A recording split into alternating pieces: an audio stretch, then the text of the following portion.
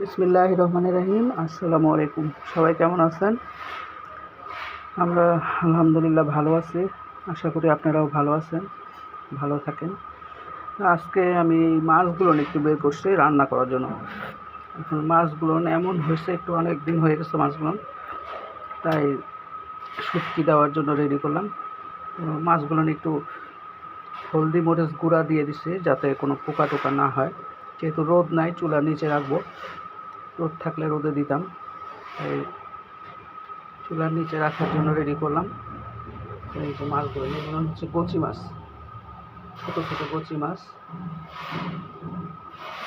এগুলা রান্না করে খাওয়ার উপযুক্ত নাই, এই জন্য আর কি শুটকি দিলাম।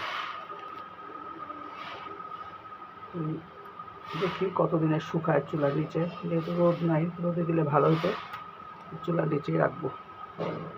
তো ভালো থাকেন, সুস্থ থাকেন, আল্লাহ হাফেজ।